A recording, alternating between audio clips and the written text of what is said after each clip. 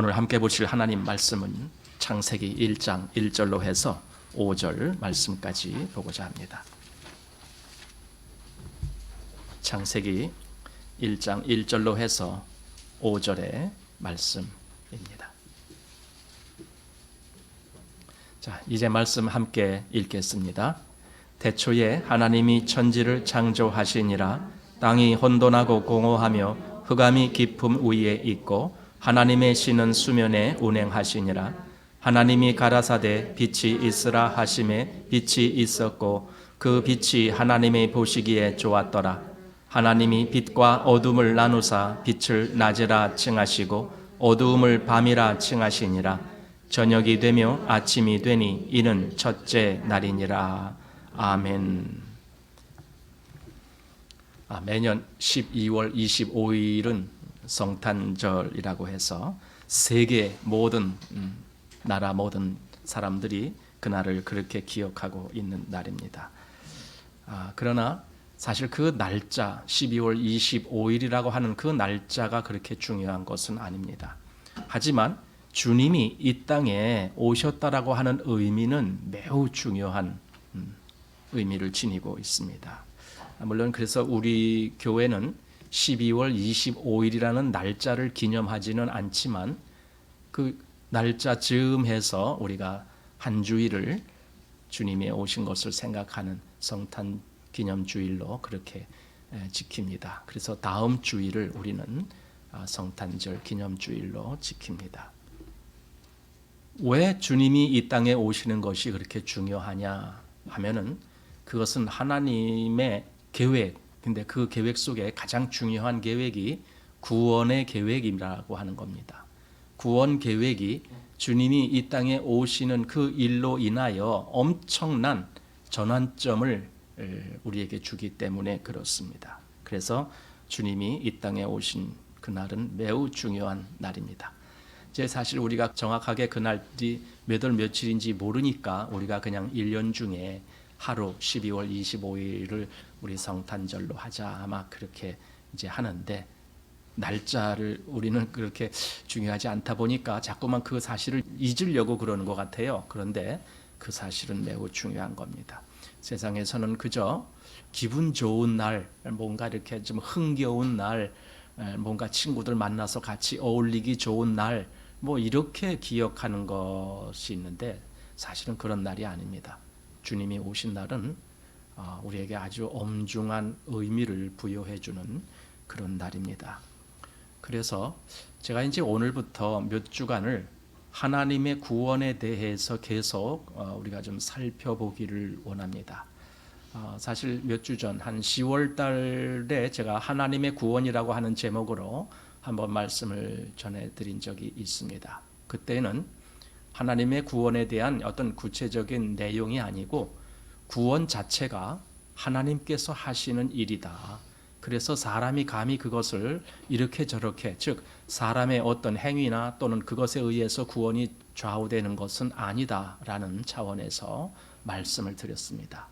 그래서 하나님이 누구를 구원하시기로 창세전에 계획하셨다라면 하나님은 한치의 차질도 없이 그것을 완성하시는 분이시다라는 것을 그때 우리가 생각했습니다. 이제 오늘부터 몇 주간은 그럼 하나님의 그 구원이 구체적으로 어떤 내용을 담고 있느냐라고 하는 그런 부분을 살펴보려고 합니다. 그래서 오늘 우리가 살펴본 것이 창세기 1장부터 보는 겁니다. 창세기 1장 1절에 여러분이 보셨듯이 태초에 하나님이 천지를 창조하시니라 이렇게 시작을 합니다. 성경의 시작이 제가 이 내용은 아마 여러 번 여러분들에게 말씀드린 걸로 기억되는데 그 태초에라고 하는 것은 시간을 나타내는 부사입니다. 그래서 그것은 그렇게 중요한 의미라고 보기보다는 그 문장의 주어가 뭐냐 이것이 더 중요합니다. 그 문장의 주어는 하나님이라고 하는 것이 주어입니다. 즉 성경은 무슨 책이냐? 하나님이 무언가를 하셨다라고 하는 내용을 기록한 책이 성경입니다. 태초에 하나님이 천지를 창조하시니라 이렇게 하나님이 창조하셨다. 근데 그것으로 끝은 아닙니다. 그 다음에 하나님이 또 무엇을 하셨느냐, 또 무엇을 하셨느냐 해서 계속 요한계시록 그 성경의 끝까지 계속 하나님이 무언가를 하셨다라는 내용을 말씀하고 있습니다. 그리고 거기에 이제 발맞추어서 우리는 그럼 뭐냐? 우리는 하나님이 하신 일에 대해서 어떻게 반응할 것인가? 그것이 우리의 몫입니다. 그 하나님께서 하신 그 일을 내가 정말 그것을 믿을 것인가? 그것을 나의 것으로 받아들일 것인가? 그것을 나에게 주신 하나님의 은혜로 내가 삼을 것인가? 그것은 나의 몫입니다.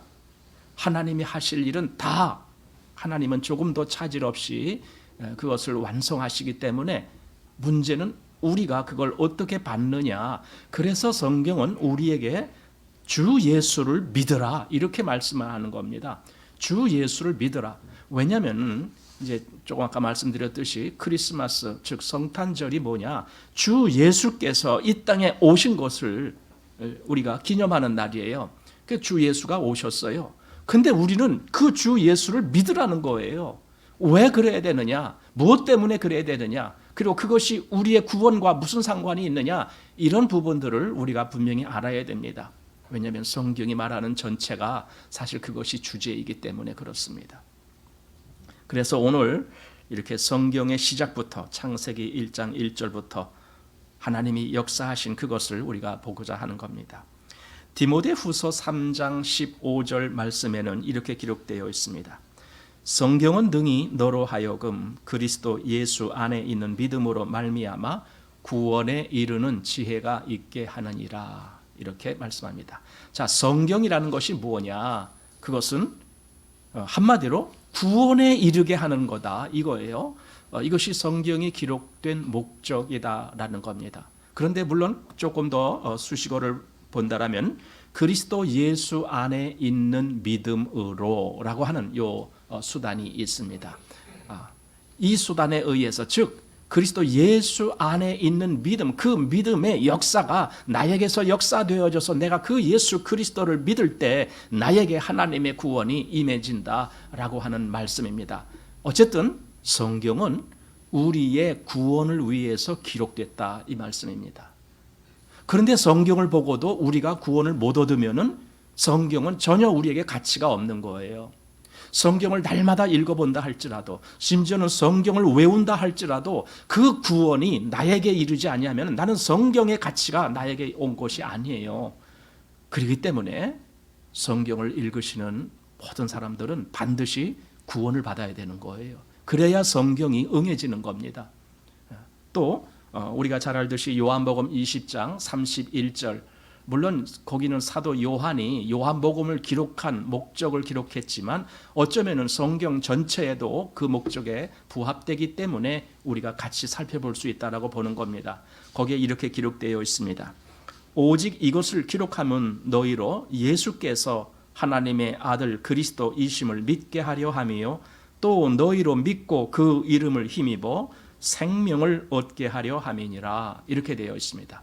생명을 얻게 하는 것 이것이 성경에 기록된 목적이다. 조금 아까 우리 디모데후서 3장 15절 말씀처럼 구원에 이르게 하는 것 이것이 성경에 기록된 목적이다라는 겁니다. 생명을 얻는 것과 구원을 얻는 것은 같은 의미입니다. 구원을 받지 못하면 생명이 없는 거고 생명을 얻지 못하면 구원 얻은 것이 아닙니다. 그래서 생명을 얻는다라는 개념과 구원받는다라는 개념은 같은 의미입니다. 물론 구원이라는 개념은 더 포괄적인 의미를 포함하고 있지만 생명을 얻는다라는 부분은 가장 중요한 의미이기 때문에 같은 의미로 우리가 보게 됩니다. 자, 그런데 여기 이제 우리가 읽었듯이 태초에 하나님이 천지를 창조하시니라 이렇게 기록되어 있습니다. 하나님이 뭔가를 하실 때에는 분명한 의도가 있으십니다. 우리는 어떤 일을 할 때 우리가 뭐 괜히 아무 의미도 없는 정말 아무 가치도 없는 그런 일을 하지 않습니다. 우리도 그런데 하물며 하나님께서 무언가를 하셨다라면 거기에는 반드시 어떤 의미가 있다라는 겁니다. 목적이 있다라는 거죠. 태초에 하나님이 천지를 창조하셨다라고 하는 거예요. 그런데 이제 그 첫째 날, 둘째 날 이렇게 하면서 뭔가가 이루어지는 모습을 보게 되는데 왜 창조를 그냥 이렇게 한꺼번에 그냥 쫙 창조하지 않으시고 왜 첫째 날에는 뭐 이것, 또 둘째 날에는 이것, 왜 이렇게 창조하셨을까? 사실 우리는 하나님의 마음을 다 헤아리지 못해요. 그런데 성경에 기록된 여러 가지 말씀을 보면은 그것 역시, 즉 첫째 날, 둘째 날, 셋째 날 이렇게 하면서 창조하신 것이 역시 우리의 구원과도 관련이 있다는 걸 알게 됩니다. 우리가 구원받는 모습이 사실은 그 하나님이 창조하신 모습하고 많이 그 단계가 비슷하게 우리가 생각할 수가 있기 때문에 그렇습니다. 물론 오늘은 첫째 날, 즉 빛을 창조하신 그 부분을 집중적으로 보려고 하는 겁니다.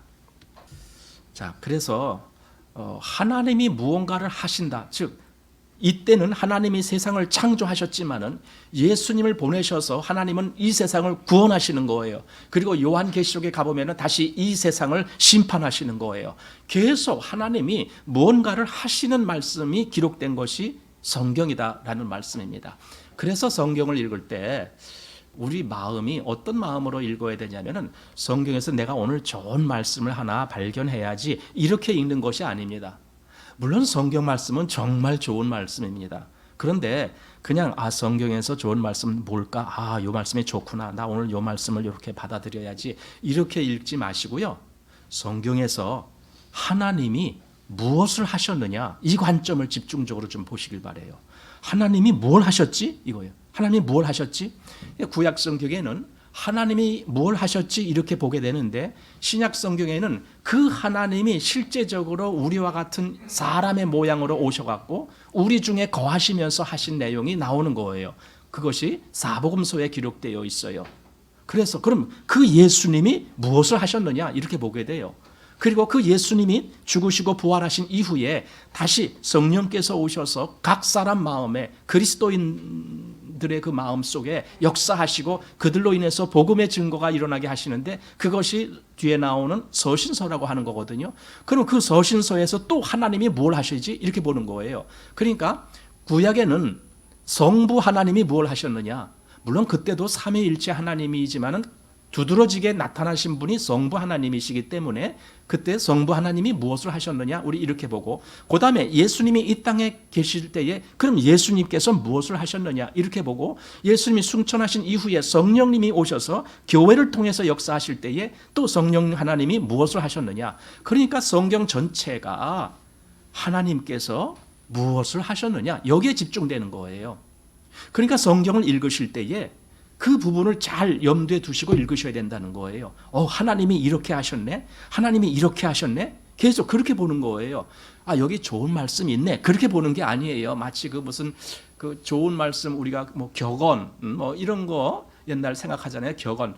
어떤 위인이 어떤 뭐 철학자가 또는 어떤 뭐 위대한 사람이 이런 말씀했어 하면서 그걸 좋아하고 뭐 이런 이게 격언이라고 얘기하는 건데 성경은 그런 말씀 아니에요.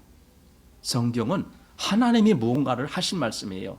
근데 그 하나님이 그냥 무언가를 하셨다라고 끝난 것이 아니에요. 그 무언가를 하시면서 그것이 왜 그렇게 하셨는지를 또 말씀하시는 거예요. 그리고 우리 보고 한마디로 하나님 말씀을 들으라는 거예요. 그러니까 처음에 우리는 성경을 읽으면서 하나님이 이런 일 하셨구나. 지금 우리가 창세기 1장 1절 보았어요.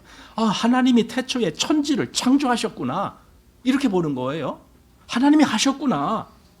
물론 내가 그걸 잘 알지 못해요. 하나님이 창조하시는 거 내가 본 적도 없기 때문에 잘 몰라요. 그런데 하나님은 어쨌든 하셨다라고 말씀하셨어요. 그리고 성경에 기록한 이유는 우리로 하여금 하나님이 그렇게 하셨다라고 하는 그 사실을 믿게 하기 위해서 기록되는 거예요. 믿게 하려고. 날 보고 하나님이 이렇게 하신 것을 믿으라는 거예요. 우리가 하나님을 믿는다라고 말할 때 그냥 나 교회 다니니까 하나님 믿어. 나는 뭐 기독교인이니까 하나님 믿어. 그렇게 말씀하시면은 참 그거는 솔직히 좀 별로 이렇게 의미 있는 대답이 아니라고 봅니다. 중요한 것은 하나님이 이렇게 하신 건 난 그거 믿어. 이렇게 하셔야 됩니다. 예를 들어 요한복음 3장 16절 우리가 다 아는 말씀으로 한번 예를 들어보면은 하나님이 세상을 이처럼 사랑하사 독생자를 주셨으니 할 때 내가 그 하나님을 믿는다라면 그래, 하나님이 정말 나는 세상을 사랑하셨다는 걸 믿어. 그리고 그 사랑하셨기 때문에 당신의 독생자를 세상에 보내셨다라고 하는 건 난 그건 믿어. 그리고 그것이 다가 아니라 이는 저를 믿는 자마다 멸망치 않고 영생을 얻게 하려 하심이니라 이렇게 말씀하실 때 나는 그래, 하나님이 그 독생자를 보내셨는지 그 독생자를 믿는 자들은 다 영생을 얻게 하신다라고 하는 그 말씀을 나는 믿어. 이렇게 해야 그게 믿는 거거든요. 그러니까 성경이 사실 전체가 다 그런 믿음의 말씀을 우리에게 주시는 거예요. 태초부터 하나님이 역사하신 것을 우리가 하나하나 믿는 거예요. 그런데 어떤 사람들에게는 그게 안 보이는 거예요. 그래서 성경을 읽으면 답답해요. 졸려요.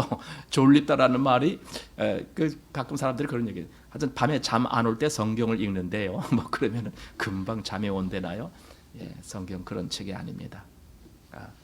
성경은 하나님이 뭔가를 하신 그 말씀을 기록한 것이고 그것이 곧 우리에게 하나님을 그렇게 믿으라라고 우리에게 그것을 주는 겁니다. 그런데 그 결과까지 말씀했습니다. 아까도 요한복음 3장 16절에도 결과가 나오죠. 이는 저를 믿는 자마다 멸망치 않고 영생을 얻게 하려 하심이니라. 이런 결과가 주어집니다. 그래서 오늘 이제 이렇게 하나님의 구원, 오늘 첫 번째입니다.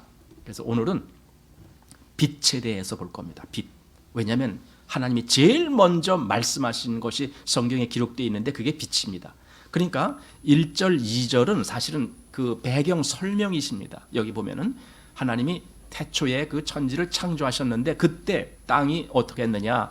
혼돈하고 공허하며 흑암이 깊음 위에 있고 하나님의 신은 수면에 운행하시니라. 이게 배경입니다.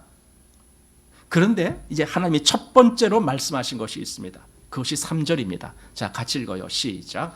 하나님이 가라사대 빛이 있으라 하심에 빛이 있었고. 이게 하나님의 첫 번째 말씀입니다.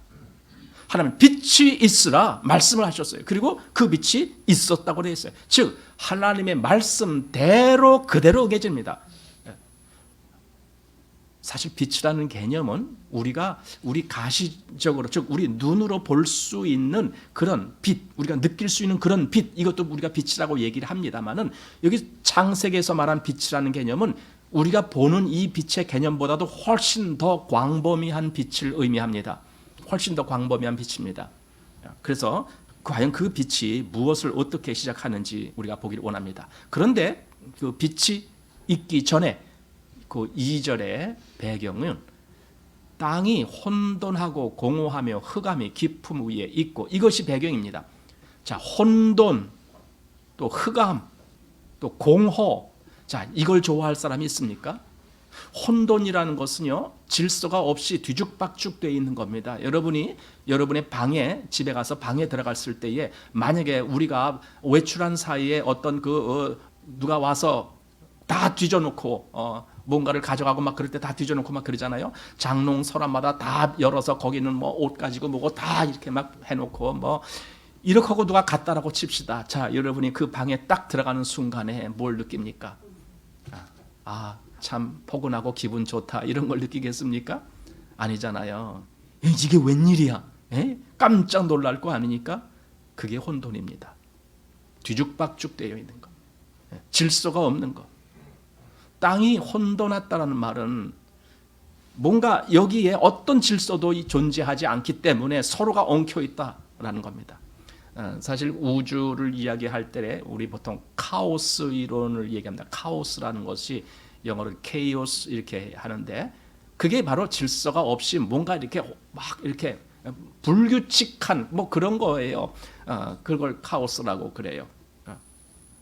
그것이 이 땅에 있었다라는 개념입니다. 그러니 지금처럼 사실 지금요 지구만 보더라도 땅이 있고 바다가 있잖아요. 그리고 그것이 경계선이 있습니다. 바다가 마음대로 땅 위로 올라오지 못합니다. 적당한 선에서 머물러야 됩니다. 이게 질서입니다. 그런데 혼돈했다라는 때에는 이 질서가 없어요. 그냥 땅이고 물이고 뭐고 다 그냥 이렇게 한꺼번에 섞여 있습니다.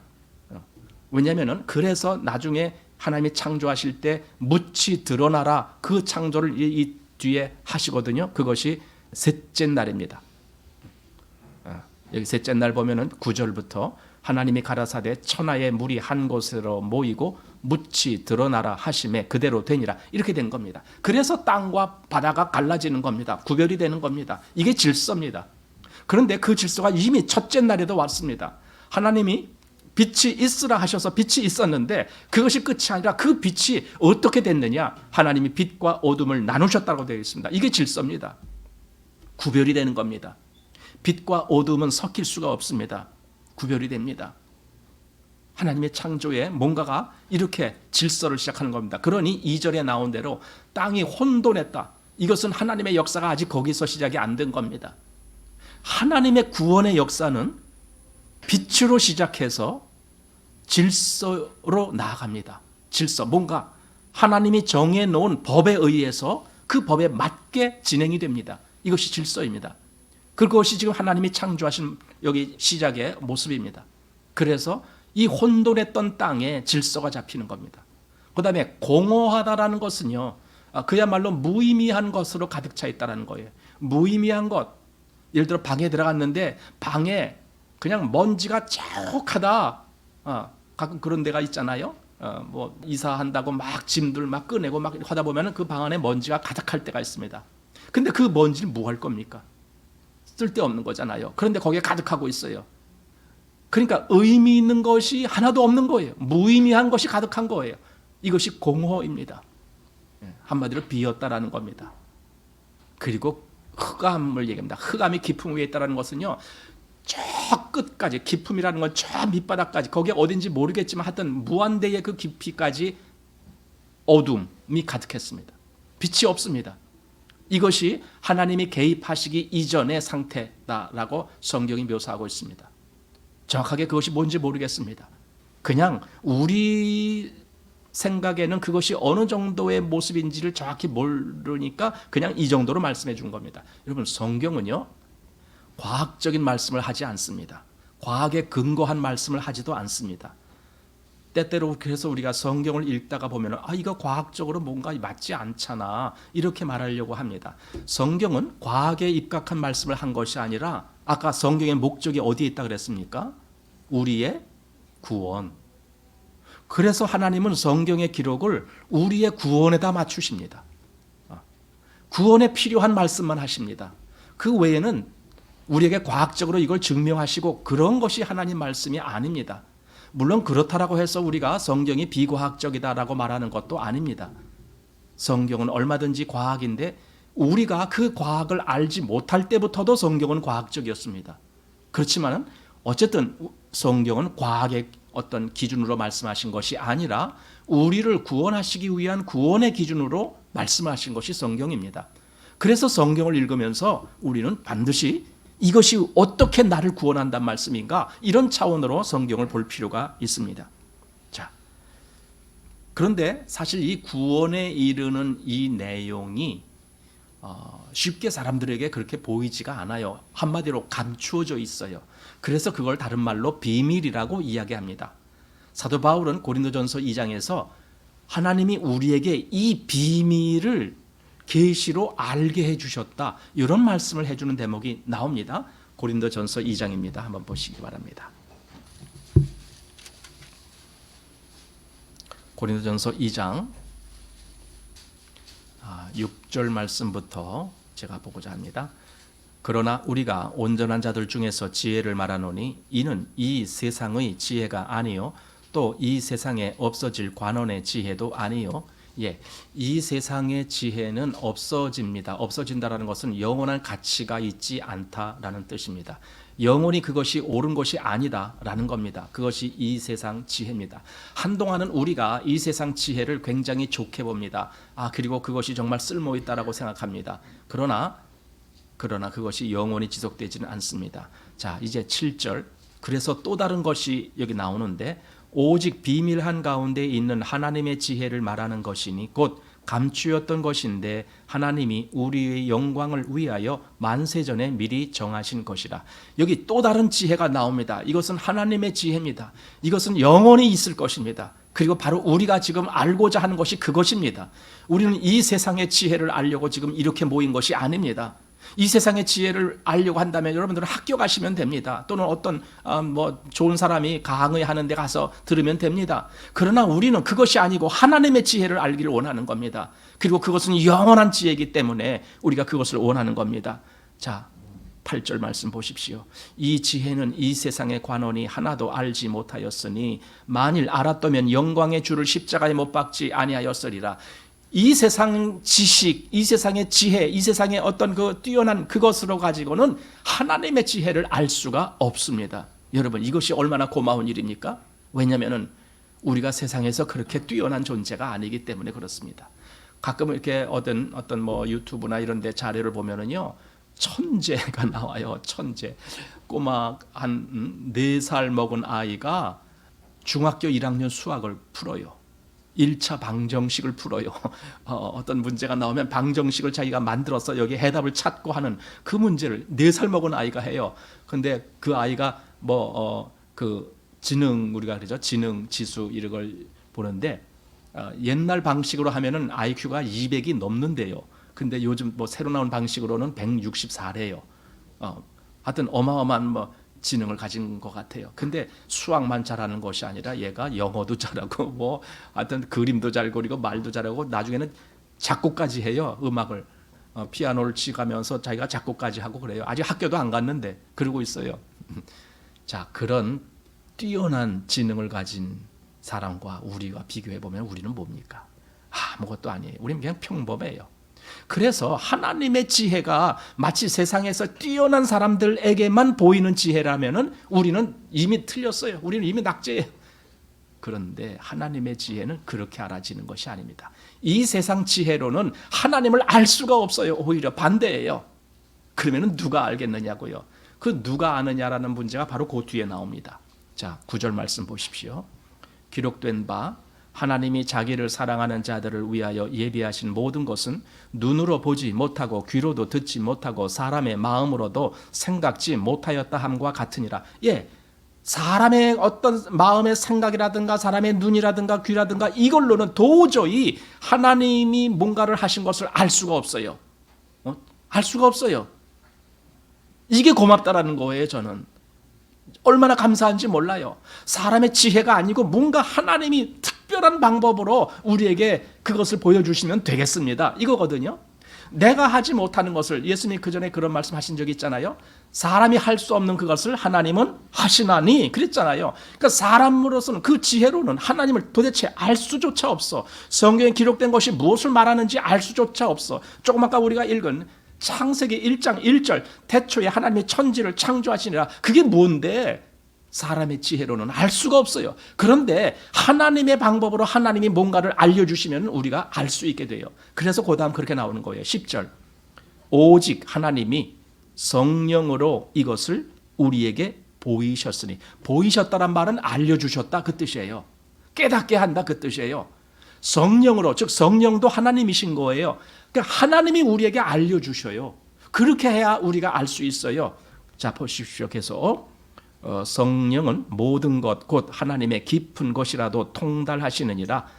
사람의 사정을 사람의 속에 있는 영 외에는 누가 알리요? 이와 같이 하나님의 사정도 하나님의 영 외에는 아무도 알지 못하느니라.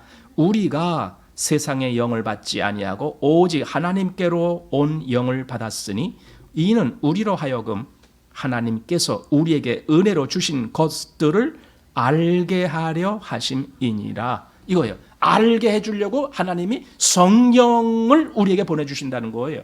성령님이 우리 마음에서 역사하시는 거거든요. 그래서 우리 마음에 그걸 알게 해주는 거예요. 이렇게 해서 하나님을 알게 되고, 이렇게 해서 하나님의 말씀이 뭘 의미하는지도 알게 되고, 또 아까 말한 그 비밀, 오직 비밀한 가운데 있는 하나님의 지혜 이렇게 했잖아요. 그 비밀이 뭔지, 여러분, 비밀은 그 비밀을 아는 사람만 아는 거지 아무나 몰라요. 성경이 하나님의 비밀이에요. 그러니 섣불리 많은 사람들이 성경을 보고 성경 뭐 이런 거네 저런 거네 하고 막 이렇게 떠드는데 그거 옳지 않은 겁니다. 성경은 알아야 되는 겁니다. 근데 그것은 하나님이 알게 해주시는, 즉 성령님의 그 역사로 내 마음에 빛을 비춰주셔야만 아는 거예요. 그래서 아까 창세기 다시 1장으로 가보시면은 그 2절에 땅이 혼돈하고 공허하며 흑암이 깊음이라. 바로 이것은 아무것도 모르는 상태예요. 왜냐하면 질서도 없고 뭐 빛도 없고 그저 캄캄한 가운데, 공허한 가운데 의미 있는 것이 하나도 없고, 이게 도대체 하나님에 대해서 알 수도 없는 그런 상태나 마찬가지예요. 그러니 그 상태로는 절망입니다. 절망. 만약에 우리가 지금 여기 창세기 1장 2절과 같은 그런 상태에 존재하고 있다면 우리는 절망이에요. 거기서 무슨 희망을 찾을 수가 있습니까? 그런데 아까 하나님이 첫 번째 개입하셔서 말씀하신 대목이 3절에 나오는 거예요. 하나님이 가라사대 빛이 있으라 하심에 빛이 있었고, 바로 여기서부터 뭔가가 아주 중요한 역사가 시작이 되는 거예요. 사실 우리가 그걸 원했던 거예요. 그냥 이 혼돈하고 공허하고 흑암이 깊음 위에 있는 이 상태를 원한 것이 아니라 우리는 하나님이 빛에 의해서 뭔가가 역사되어지는 그 무엇을 기대하고 있어요. 왜냐하면 그래야 의미가 있어지니까, 그래야 그것이 나한테도 뭔가가 귀한 어떤 결과가 주어지니까. 바로 하나님의 역사, 빛이 있으라. 그리고 그 다음 절에 보면은 하나님이 빛과 어둠을 나누사, 이렇게 나누시는 거예요. 구별하는 거예요. 한계를 짓는 거예요. 섞이지 않게 하는 거예요. 바로 이 역사, 바로 이것을 하나님이 역사하시는 건데, 그것이 지금 우리가 갈망하고 고대하는 거예요. 정말 이것이 그대로 우리 안에 이루어지기를 원합니다. 이거예요. 그리스도인들은 바로 이것이 이루어진 사람들이에요. 그 마음속에 혼돈하고 공허하고 흑암이 가득했던 그 마음이 하나님의 빛에 의해서 이제는 빛과 어둠이 나누는 것처럼 내 안에 그렇게 역사되어진 역사가 일어난 거예요. 이것이 우리가 말하는 그리스도인이다. 이렇게. 다만 그것이 어떻게 일어나느냐? 예수 그리스도를 믿음으로. 예수 그리스도를 믿음으로. 우리가 한 일은 그거밖에 없어요. 예수 그리스도를 믿은 거 하나밖에 없어요. 그런데 내 안에 그 빛의 역사가 있게 하시는 분은 하나님이신 거예요. 이것이 얼마나 놀라운 일입니까?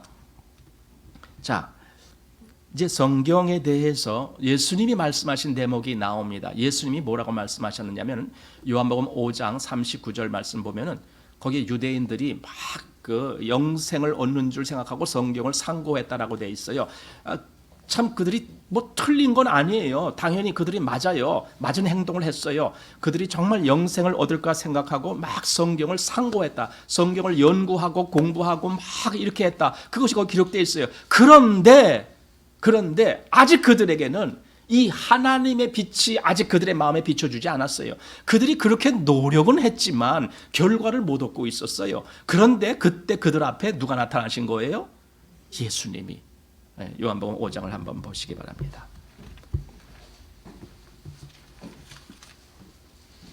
요한복음 5장 39절 말씀입니다. 너희가 성경에서 영생을 얻는 줄 생각하고 성경을 상고하거니와 이 성경이 곧 내게 대하여 증거하는 것이로다. 바로 이거예요. 성경을 이제 하나님의 빛에 의해서 우리가 볼 수 있게 되면은, 즉 우리 눈이 제대로 뜨여져 갖고 성경이 무엇을 말하는지를 볼 수 있게 되면은 거기서 딱 발견하는 것이 그거예요. 이 성경은 예수님을 말하고 있네. 이것이 보여져요. 예수님을 말씀하고 있는 거구나. 제가 왜 하필 이때에 지금 이 설교를 말씀드리냐면은 바로 성탄절이 다가왔기 때문에 그래요. 성탄절의 주인공이 누굽니까? 예수님입니다. 성탄절은 이 세상의 쾌락을 위해서 있는 것이 아닙니다. 예수님, 그 예수님이 누구냐? 어떤 분이냐? 하나님한테는 그분이 누구시고 또 나에게는 그분이 어떤 분이냐? 이것을 알려고 우리가 지금 이 말씀을 보는 거예요. 그런데 바로 성경이 예수님에 대해서 말씀한다는 거예요. 그러니까 아까 성경은 무엇을 위해서 말씀한다고요? 구원을 위해서. 그래서 영생을 위해서. 그런데 여기는 다시 그 성경이 예수님을 말씀하고 있어요. 그러면 결론적으로 우리가 알게 돼요. 예수님하고 구원, 또 예수님하고 영생이 연결이 되는 것이구나. 이렇게 금방 이제 알게 되는 거예요. 이것이 성경의 핵심이에요. 다른 것 때문에 성경을 보는 것은 참 그것은 무의미한 시간일 수도 있어요. 그런데 이 핵심을 제대로 알고 성경을 본다라면 그 사람에게는 아마 곧 빛이 비춰질 거라고 생각되집니다. 성경은 예수님을 말씀하고 있어요. 그러니까 성경 읽으면서 그럼 예수님이 어떻게 기록되어 있을까? 여기 예수님이 나중에 뭐라고 말씀하셨냐면 누가복음 끝부분을 한번 보시기 바랍니다. 어떻게 말씀하시는지 누가복음 24장. 자, 누가복음 24장 44절 말씀입니다. 또 이르시되 내가 너희와 함께 있을 때에 너희에게 말한 바 곧 모세의 율법과 선지자의 글과 시편에 나를 가리켜 기록된 모든 것이 이루어져야 하리라 한 말이 이것이라 하시고 이에 저희 마음을 열어 성경을 깨닫게 하시고. 자, 여기까지만. 자, 여기서 예수님이 인용하신 말씀을 잘 보시게 됩니다. 예수님이 이 말씀을 하실 때 아직 신약 성경은 기록되지 않았습니다. 이때 성경은 구약 성경만 있었을 때입니다. 그런데도 그 구약 성경이 뭘 증거했는지를 말씀하고 있는 거예요. 자, 다시 한번 잘 보십시오. 여기 44절 그 중간쯤 보면은 모세의 율법과 선지자의 글과 시편 이렇게 되어 있습니다. 이게 구약 성경이란 뜻입니다. 모세의 율법, 즉 모세 오경, 그것은 창세기부터 신명기까지, 그리고 우리가 시편이라는 것은 성경에 우리 보통 시가서라고 하는데 욥기, 시편, 잠언, 전도서, 아가서, 이것을 우리가 시가서라고 합니다. 그것이 전부 시에 들어갑니다. 그리고 나머지는 전부 선지서라고 말할 수 있습니다. 물론 그 앞에 역사서가 있는데 역사서도 사실은 선지자들이 기록한 거예요. 그래서 선지서나 마찬가지입니다. 근데 내용이 역사적인 내용을 담고 있기 때문에, 즉 열왕기상하, 역대상하 뭐 이런 것이 있기 때문에, 또는 뭐 사사기, 또 사무엘상하 이런 거 다 역사적인 내용이 있기 때문에 역사서라고 분류를 하지만, 그러나 더 광범위하게 말한다라면 선지서나 마찬가지예요. 왜? 선지자를 통해서 기록했기 때문에 그렇습니다. 그러니까 뒤에 뭐 이사야, 뭐 예레미야, 뭐 다니엘, 이것도 당연히 선지서지만 그 앞에 있는 것도 선지서입니다. 그래서 모세율법, 그다음에 선지서, 선지자, 그다음에 시편 하면은 구약 성경 전체를 말씀하는 거예요. 그 구약 성경이 뭘 기록했다고요? 누구에 대해서? 나를 가리켜 기록된 모든 것, 이렇게 되어 있습니다. 구약 성경에 예수님에 대해서 기록되어 있습니다. 그러면 우리가 구약 성경을 읽을 때 거기서 뭘 발견해야 되는 거예요? 예수님을 발견해야 되는 거예요. 그런데 아까 우리가 좀 아까 요한복음 5장 39절에서 그 유대인들은 성경에서 영생을 얻는 줄 생각하고 성경을 읽었는데, 그런데 그 영생의 핵심인 예수님을 아직 모르고 있는 거예요. 구약 성경을 읽으면서도. 그래서 예수님이 그 말씀하신 거예요. 너희가 영생을 얻을 줄 생각하고 성경을 산 거거니와 이 성경이 곧 내게 대하여 증거하는 것이로다. 이 성경이 내게 대하여 증거하는 것이로다. 그러니까 성경을 잘 아는 사람은 누구를 잘 알게 돼요? 예수님을 잘 알게 돼요. 이게 당연한 거예요. 난 성경을 잘 아는데 예수님을 잘 몰라. 이 사람은 아직 모르는 거예요. 그러니까 성경이 예수님에 대해서 말하고 있습니다. 그런데 그 예수님은, 여러분, 예수라는 말이 뭔 줄 아세요? 그렇죠. 마태복음 1장에 보면은 그 마리아가 잉태하였을 때에 거기 18절, 마태복음 1장 18절, 예수 그리스도의 나심은 이러하니라. 그 모친 마리아가 요셉과 정혼하고 동거하기 전에 성령으로 잉태된 것이 나타났더니 그 남편 요셉은 의로운 사람이라 저를 드러내지 아니하고 가만히 끊고자 하여 이 일을 생각할 때에 주의 사자가 현몽하여 가로되, 자 보세요, 꿈에 뭔가가 보이는 거예요. 다윗의 자손 요셉아, 내 아내 마리아 데려오기를 무서워 말라. 저에게 잉태된 자는 성령으로 된 것이라. 아들을 낳으리니 이름을 뭐라고 하라고요? 예수라 하라. 예수라 하라. 그럼 여러분, 예수라는 말이 뭔데 예수라고 했을까? 그 예수라는 말의 의미가 구원이라는 말이에요. 구원이라는 말이 예수라는 말이에요. 이것이 이제 그 히브리어 옛날부터 전해 내려오는 말씀이에요. 그래서 예수라 하라. 그래서 이는 그가 자기 백성을 저희 죄에서 구원할 자이심이라, 이렇게 말씀하신 거예요. 이름을 예수라 하는 이유는 그가 구원하실 자이기 때문에, 그가 구원자이기 때문에. 그러면은 우리가 예수님을 바라볼 때에 제대로 보는 사람은 예수님을 딱 볼 때 어떻게 느껴지느냐? 아, 예수님이 나를 구원하시는 분이십니다. 이렇게 보는 거예요. 나는 내가 스스로 뭔가를 해서 구원이 아니라 예수님이 나를 구원해 주셔야 되는 겁니다. 이겁니다. 우리가 이제 지난번에 누굴 얘기했냐면은 우리 그 세리에 대해서 얘기했습니다. 세리. 예를 들어 삭개오, 세리장 삭개오. 생각해 보십시오. 그가 뽕나무에 올라가서 그 예수님을 보기 위해서 할 때 예수님이 삭개오야 내려오라, 오늘 내가 네 집에 유하여 하겠다, 막 이럴 때 그가 기뻐서 막 즐거워 가는데, 근데 사람들이 수근수근거려요. 근데 예수님은 내가 의인을 부르러 온 것이 아니라 죄인을 불러 회개시키러 또는 구원하러 왔다, 이런 말씀이 여러 곳에 이제 나와요. 어떤 곳에는 회개시키러, 어떤 곳에는 구원하러, 뭐 이렇게 이런 말. 예수님이 그 말씀을 하시는구나, 구원하러 오셨다라고 말씀하시는구나. 그래서 제가 디모데전서 1장에 있는 말씀, 미쁘다 이 말이요, 모든 사람이 받을만 하도다 하면서 그리스도 예수께서 죄인을 구원하시려고 세상에 임하셨다 하였도다. 죄인 중에 내가 괴순이라, 이렇게 말씀하시는 대목이나, 예수님은 죄인을 구원하러 오시는 거예요. 성경은요 아주 분명한 목적을 말씀해 주고 있어요. 기록의 목적을 말씀해 주고 있어요. 성경은 그렇게 흐릿한 말씀이 아니에요. 그냥 혼돈하고 공허한 말씀이 아니에요. 그냥 빛이 확 비춰지는 것 같이 아주 분명한 말씀을 해주고 있는데, 그게 무슨 말씀입니까? 나를 구원하신다는 말씀이에요. 이게 성경이에요. 그래서 그리스도인은, 진짜 그리스도인은 구원받는 거예요. 왜? 이 말씀이 응해지니까. 아까 창세기 1장 3절 하나님이 빛이 있으라 하심에, 즉 하나님이 빛이 있으라고 말씀하시니까 그 빛이 그냥 있었던 거예요. 즉 뭐예요? 말씀이 그대로 응하는 거예요. 이게 하나님이십니다. 하나님은 말씀대로 그대로 응하게 하시는 분이 하나님이십니다. 근데 그 하나님이 나에게 구원이 있으라라고 말한다면 나는 구원이 있을까요? 없을까요? 있는 거예요. 그러면 구원이 뭔데요? 구원이 무슨 뭐 돌멩이 같이 이런 게 하나 내 마음속에 쑥 들어가는 거, 그게 구원이 아니에요. 내가 바뀌어지는 거예요. 이전에 어떻게 했다고? 내가 흑암, 혼돈, 또 뭐예요? 공허, 그 상태예요. 그게 바뀌는 거예요. 뭘로? 빛으로 바뀌는 거예요. 내 마음속에. 그래서 너희는 세상의 빛이라, 이렇게 말씀하시는 거거든요. 이 놀라운 역사가 우리가 말하는 구원이라는 개념이에요. 그리고 또 다른 개념은 사망, 죽음, 여기서 내게 생명, 영생이 주어지는 것, 이거예요.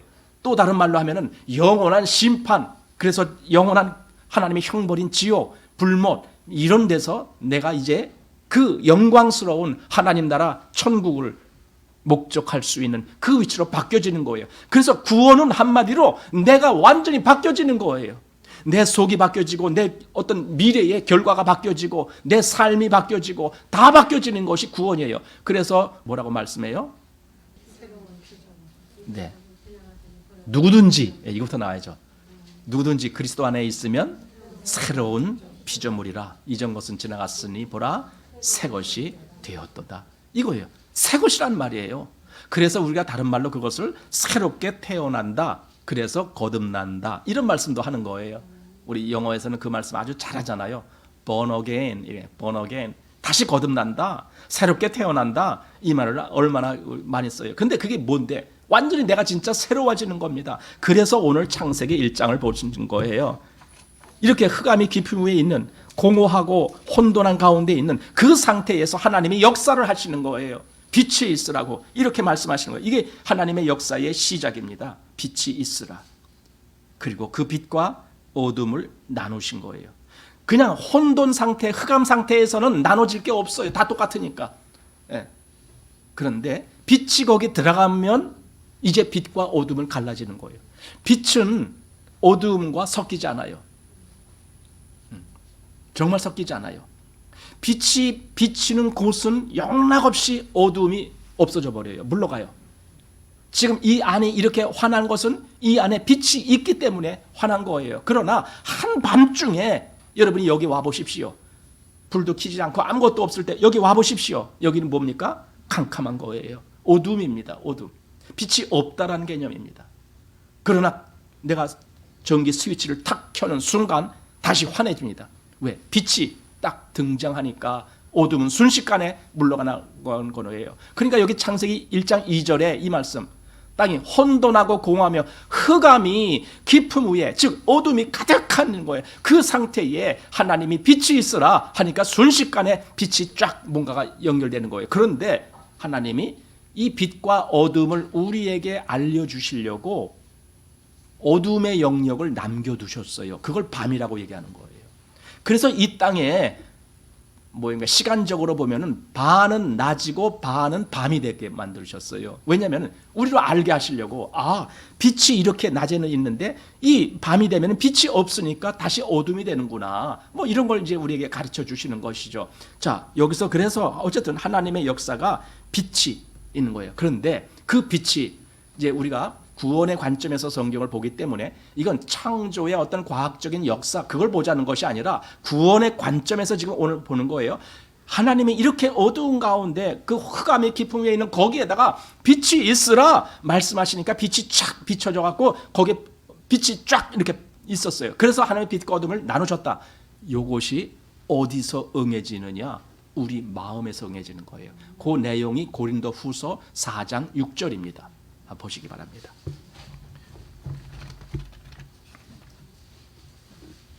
자, 고린도후서 4장 6절 같이 읽습니다. 시작. 어두운 데서 빛이 비추리라 하시던 그 하나님께서 예수 그리스도의 얼굴에 있는 하나님의 영광을 아는 빛을 우리 마음에 비추셨느니라. 아멘. 이거죠. 창세기에는 그 빛이 그 땅이 혼돈하고 공허하고 어둠이 깊은 위에 있는 그 위에 하나님이 빛이 있으라 하셨는데 이제 여기는요 그게 아니라는 거예요. 우리 마음에 그렇게 하셨다는 거예요. 그래서 우리 마음에 빛이 비춰지는 거예요. 빛이 비춰지면은 뭡니까? 여러분 어두우면요 분별이 안 되기 때문에 혼돈이에요. 그런데 빛이 비춰지면은 이제 뭔가를 알 수 있게 되는 거예요. 보잖아요. 빛이 비춰져야 보잖아요. 알잖아요.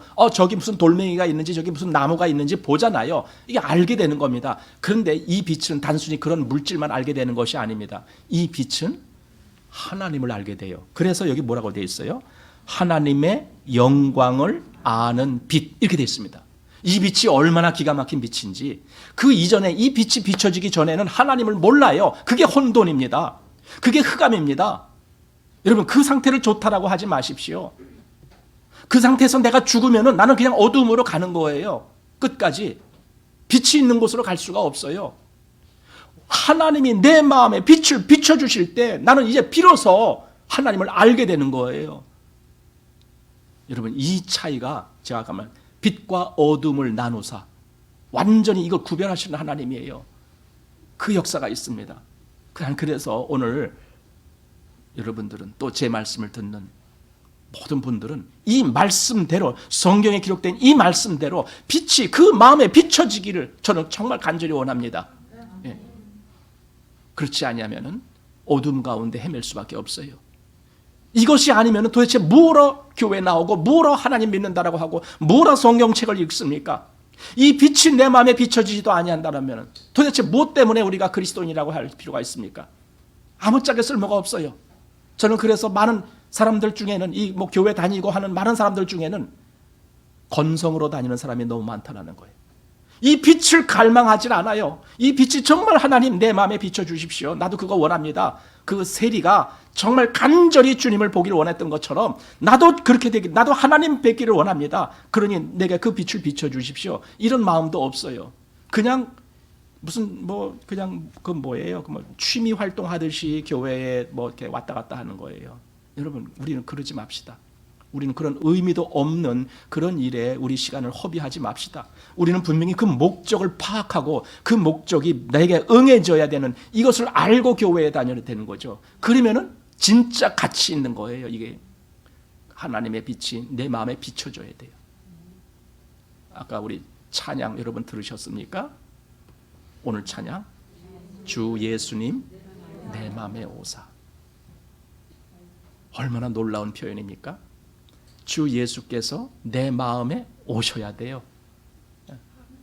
이게 빛이에요. 예수님이 빛이에요. 이거 다음에 할 거예요. 다음 주에. 예수님이 빛이셔요.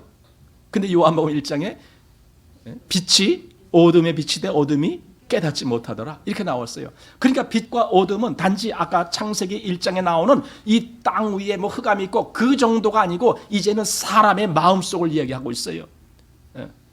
자, 그래서 이제 이렇게 빛이 우리 마음에 비치는 그런 단계로 갑니다. 그런데 사실은 이렇게 되기까지 이게 비밀이라는 거예요.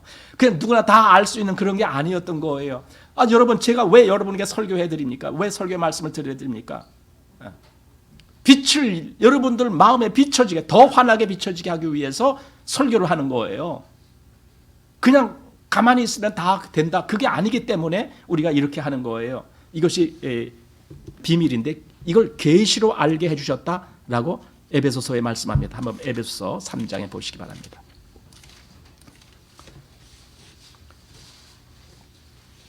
에베소서 3장 3절 말씀 보시기 바랍니다. 여기 보면은 곧 계시로 내게 비밀을 알게 하신 것은 내가 이미 대강 기록함과 같으되. 이 사도 바울 자기 자신의 예를 든 건데 정말 그리스도 안에 있는 이 비밀이 여기 그 앞에 1절 보면 이렇게 돼 있어요.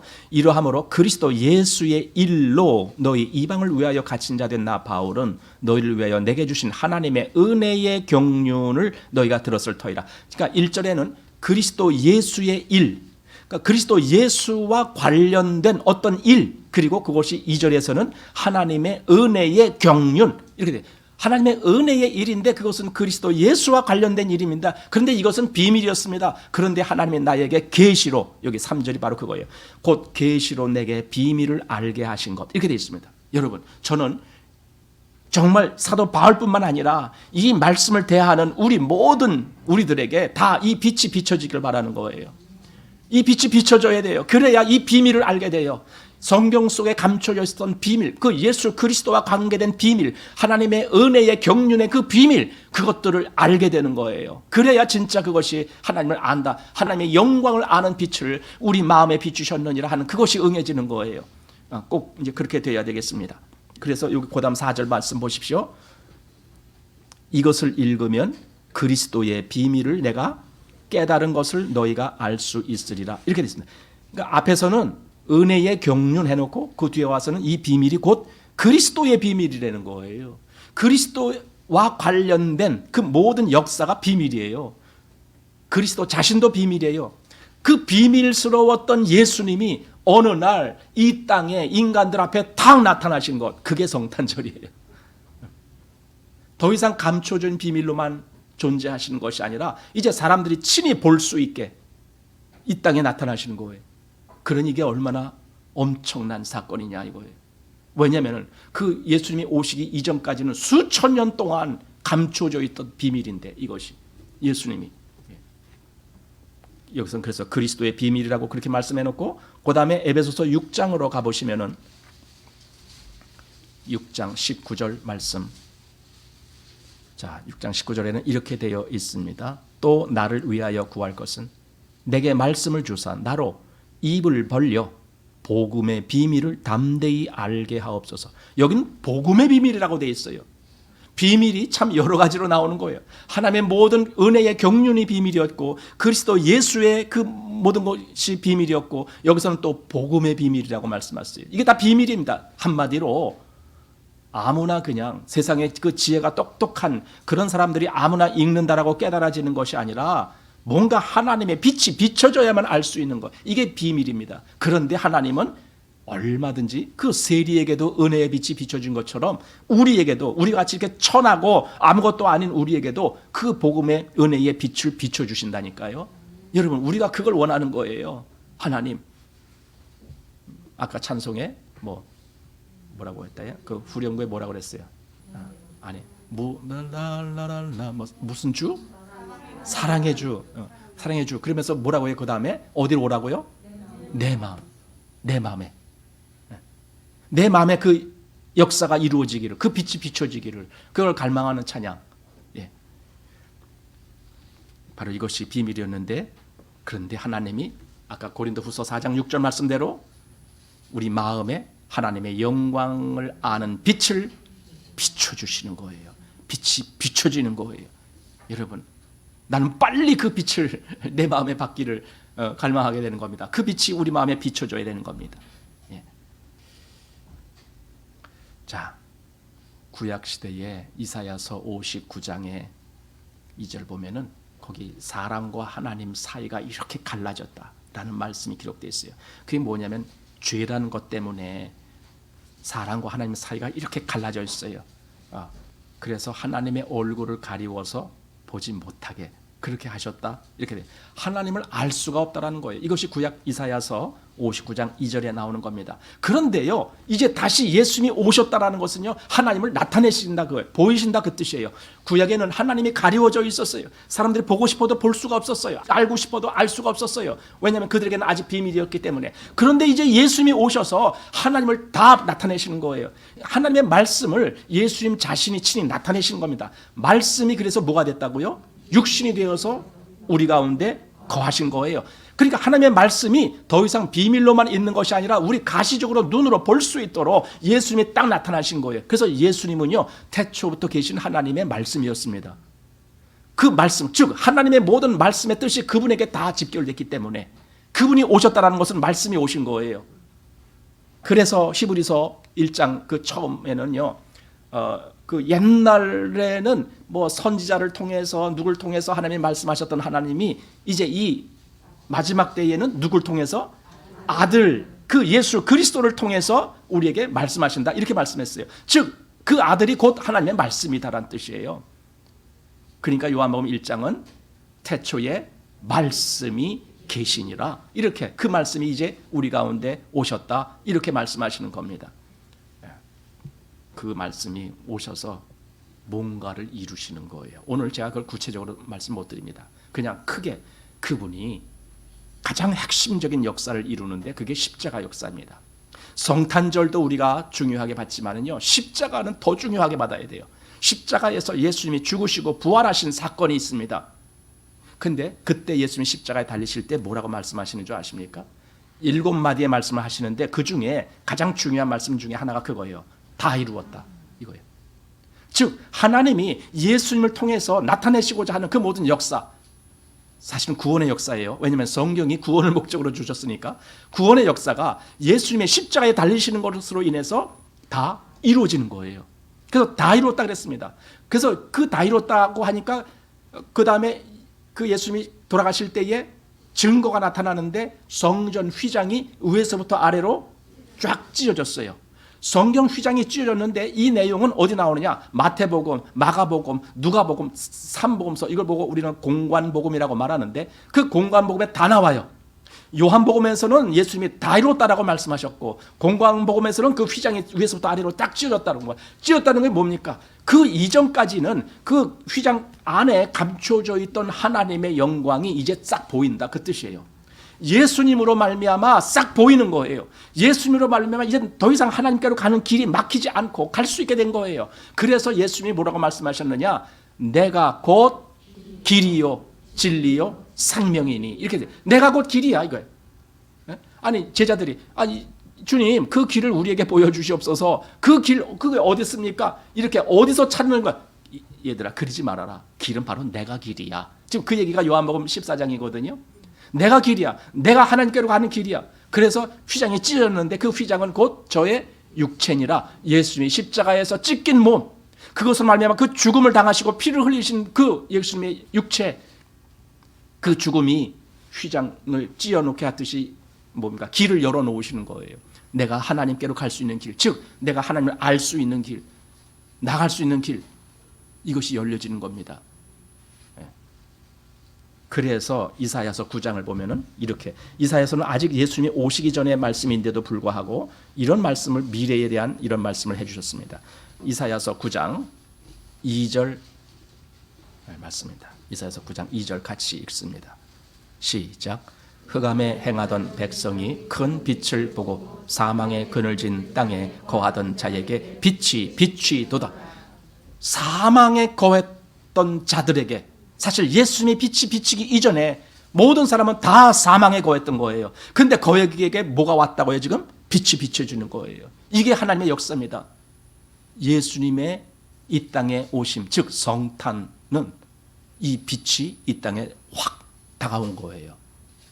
그래서 성탄절을 우리가 정말 기쁜 마음으로 중요하게 받아들이는 거예요.